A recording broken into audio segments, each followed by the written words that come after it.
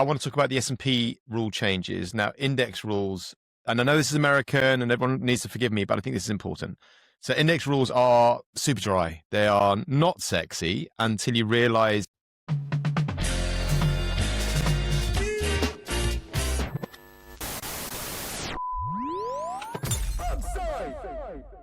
how this is going to affect all the IPOs lining up in 2026.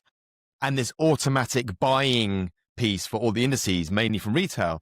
So the S&P is about to halve the seasoning period and waive profitability for mega caps. Sounds dull, bear with me. Actually, let me hand over to you now, Mads. What does this mean for the IPOs coming up? I think this is going to be mega interesting for SpaceX specifically, but how would you break down why this is meaningful? And then maybe there is a European angle. I'm not so sure, but very quickly, the S&P rule change, what's cooking here? A massive part of the stock market is today traded passively by indices, either directly by robo trackers that just buy the index passively, or by other investors that are looking to track the index closely because they're measured on their ability to beat the index. And so the S&P 500 as an index is the world's most important index, and so many people are tracking it. And the way to track it, you can try and replicate it in other ways, but of course the only way really to track it is to buy the shares that are in the index. If I'm in the index, a lot of people have to buy my shares because I'm in the index, and the way to track the index is to buy the shares in the index. And therefore, if I'm not in the index today and I get to join the index, a lot of people that otherwise might not have bought my shares need to buy my shares. And that becomes automatic demand. And so what will happen is when companies, they get admitted to the S&P 500, there's a lot more demand and the share price go up. And reversely, if they get thrown out, well, there's a lot less demand and the share price goes down. And of course, if you are SpaceX and you're looking to IPO with a massive IPO and kind of command that, $1.8 trillion market cap, if you have a lot of demand lined up from people that must buy your shares because you're part of the index, that's really valuable. And so that's what the whole discussion is about. I was also quite keen to understand all the lockups. I haven't really dug into the S1 or any of the details around the SpaceX listing, but I'd be so fascinated to see what comes in, how that affects markets and pricing, and then what happens as lockups unlock and people sell and maneuver.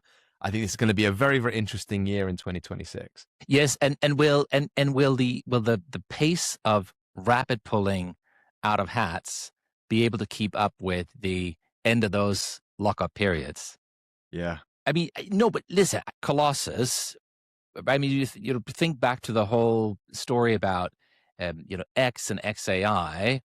And how Musk obviously he stood up XAI and then merged it with X, and then merged that with SpaceX, and it was just seen as a big capex drain. But he built those two Colossus data centers, and he was just able to make a deal with Anthropic to sell spare capacity to them, which I think almost isn't it 3 data centers? Isn't he got 3? Colossus 2 and Colossus 1. Maybe there's a third one on the way. But they're sort of not so important to the story. The important thing for the story is that he was able to do that deal, and that sort of doubled the revenue of SpaceX overnight because of something else he did over in X to stand up a data center he figured out he didn't need. So it's those rabbits that, where selling the future, baby. Always selling the future. FSD's coming. Don't you worry. Well, it turned out the future became the current really quickly, right? Because this is real revenue that now is flowing in. Well, so, and the question is, what other rapids are waiting that could grow revenue by 10, 20, 30 bill over the space of a short amount of time? And if he has those, well, things might look. It's all right. We'll get SpaceX to buy all the Cybertrucks. We'll get Tesla to buy all the AI. So it's fine. We can just keep the whole circular trade circling. Yeah, but that's not what happened here. If you think about it. I'm being facetious. Yeah, no, and that's fine. It's easy to do. It's easy to poke fun at all that stuff because it is a bit funny. But I think it's some of those rapids that we sometimes don't see coming that are there suddenly, and then they sort of change the game. It just always feels a little bit of kind of post-rationalized nonsense to me when you look behind some of the dealings with Elon, and then all of a sudden he's a magician because he's managed to sell compute to Anthropic. I think it's not so much judgment personally, but then I'm a little bit down